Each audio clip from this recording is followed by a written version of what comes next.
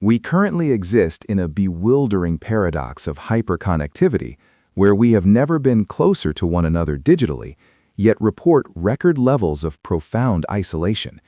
It is a modern landscape where a swipe promises intimacy, but often delivers ambiguity, creating a fertile breeding ground for what psychologists identify as the anxious-avoidant trap.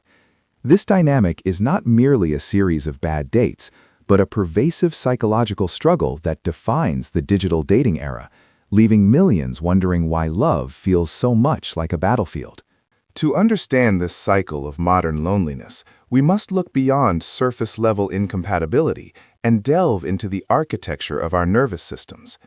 Attachment theory, originally developed to observe infant-parent bonds, has become the master key to decoding our adult relationships in the 21st century. Today, we are going to dissect how ancient biological wirings are misfiring in the age of instant gratification, and why understanding your specific attachment style is the only way to break the cycle of repeated heartbreak. Our first chapter examines the digital catalyst, specifically how dating applications have inadvertently gamified human anxiety. When we reduce potential partners to two-dimensional profiles, we strip away the nuance of human connection, triggering a subconscious assessment of threat versus reward. For many, this environment exacerbates latent insecurities, turning the search for love into a slot machine of validation, where the intermittent reinforcement of a match keeps us hooked, even when the emotional payout is fundamentally bankrupt. The illusion of infinite choice offered by the digital world creates a paralysis that specifically feeds avoidant tendencies.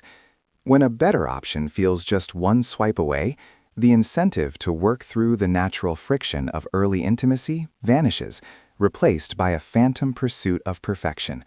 This paradox of choice desensitizes us to the vulnerability required for deep bonding, allowing those with avoidant attachment styles to keep partners at arm's length under the guise of simply having high standards.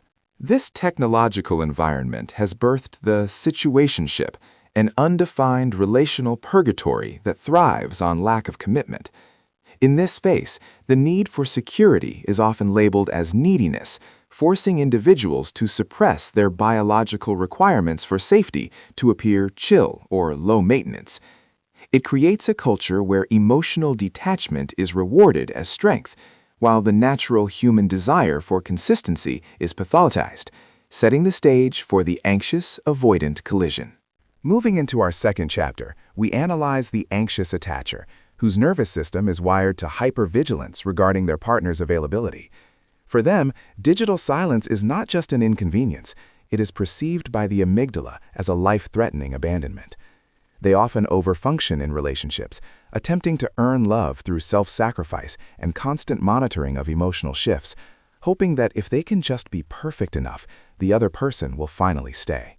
Conversely, the avoidant attacher equates intimacy with a loss of independence, viewing emotional demands as a suffocating encroachment on their autonomy. Their nervous system regulates stress by withdrawing and shutting down, a defense mechanism often forged in childhoods where vulnerability was dangerous or ignored.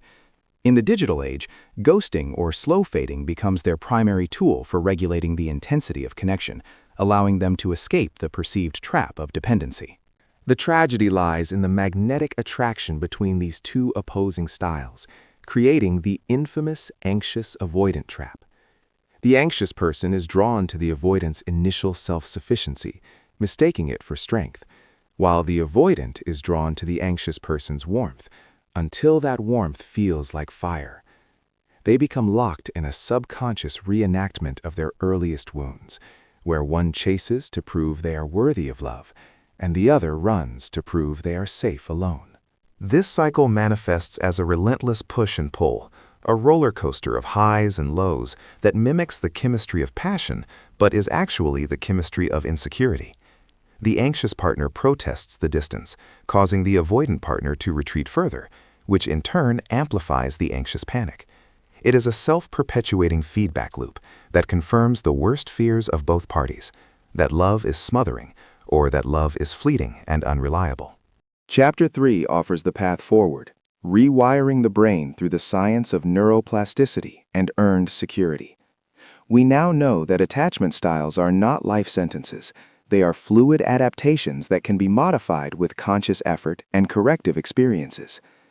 By recognizing these automated responses, we can pause the script, choosing to self-soothe rather than react, and slowly teaching our nervous systems that intimacy does not equal danger. The concept of secure attachment is often misunderstood as being boring or lacking sparks, but it is actually the foundation of true freedom. Secure individuals communicate needs directly, without manipulation, and respect boundaries without taking them as personal rejections. Developing this skill involves tolerating the boredom of stability and recognizing that a calm nervous system is a sign of safety, not a lack of chemistry. Moving from reactive to responsive behavior requires us to act against our immediate impulses. The anxious person must learn to sit with uncertainty, and the avoidant person must learn to lean in when they want to pull away. It is a practice of courageous vulnerability, where we verbalize our fears instead of acting them out. This creates a new template for relationships, one defined by mutual regulation rather than mutual destruction. In conclusion, the modern loneliness epidemic is partially a result of our collective unhealed attachment wounds playing out on digital platforms designed to exploit them. The anxious-avoidant trap is a painful teacher, revealing exactly where we need to grow and what parts of ourselves we have abandoned. Escaping it requires the radical bravery to stop swiping for validation and start building the internal security we are desperately seeking in others. When we heal our attachment styles, we do not just improve our dating lives. We contribute to a less lonely world by becoming safe harbors for those around us. We replace the frantic energy of the chase with the grounded power of presence, proving that while technology has changed how we meet, the fundamental biology of how we connect remains timeless.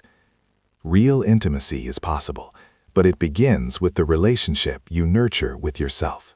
If you recognized yourself in the anxious or avoidant descriptions today, you are already taking the first step toward security.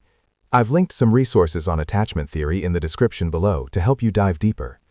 If this analysis resonated with you, please like the video and subscribe for more deep dives into human psychology. Let me know in the comments, which attachment style do you identify with, and how do you manage it?